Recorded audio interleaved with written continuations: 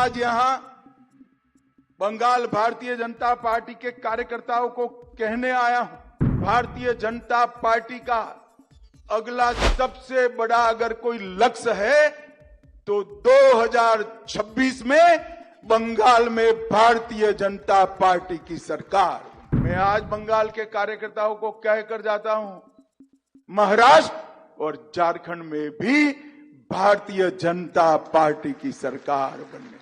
2024 के लोकसभा के चुनाव में राहुल बाबा संसद में बोलते हैं कि हमने हरा दिया। मुझे तो मालूम नहीं है राहुल बाबा को उनके साथी भी क्यों नहीं समझाते हैं। राहुल बाबा जो हारता है वो विपक्ष में बैठता है। राहुल बाबा 14, 19 और 24 तीनों चुनाव का आपका टोटल भी 240 नहीं होता है, आपका टोटल भी 200। भाइयों बहनों, मैं अभी ये राहुल बाबा एंड कंपनी, जिसमें ममता दीदी भी शामिल है, बहुत खुश हो रहे हैं। इनको मैं बताना चाहता हूं कि आप स्वप्न देख रहे थे मध्य प्रदेश में, राजस्थान में, छत्तीसगढ़ में भारतीय जनता पार्टी स्वीप कर गई। आप स्वप्न देख रहे थे ओडिशा में भारतीय जनता पार्टी स्वीप कर गई।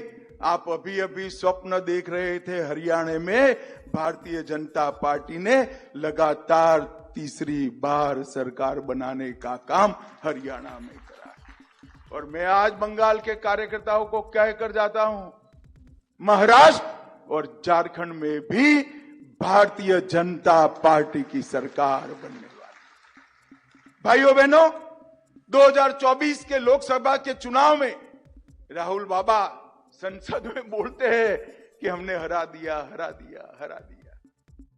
मुझे तो मालूम नहीं है राहुल बाबा को उनके साथी भी क्यों नहीं समझाते हैं।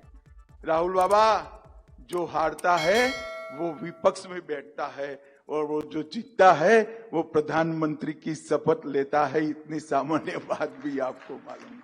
मैं आपको बताने आया हूं, इंडिया अलायंस वाले सारे नेताओं को, इस देश में 60 साल के बाद कोई एक नेता के नेतृत्व में कोई भी पार्टी तीसरी बार लगातार सरकार बनाई है तो नरेंद्र मोदी जी के नेतृत्व में भारतीय जनता पार्टी। हम 240 आए, मखौल उड़ाते हो, अहंकार में आ गए हो। राहुल बाबा 14, 19 और 24 तीनों चुनाव का आपका टोटल भी 240 नहीं होता है, आपका टोटल भी 240। और आप जितने साथी हो वो सबका टोटल भी 240 से कम है, मगर उनका तो गणित ही अजीब है। वो कहते हैं कि हम चुनाव जीते, हम चुनाव जीत गए। अब उनको अपने स्वर्ग में रहने दीजिए।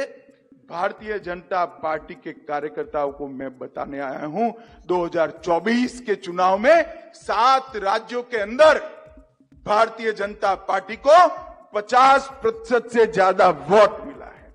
4 राज्यों के अंदर क्लीन स्वीप हुई है और 4 राज्यों में 90% से ज्यादा सीटें भारतीय जनता पार्टी जीत कर आई है और राज्यसभा में भी हमारा बहुमत हो गया है।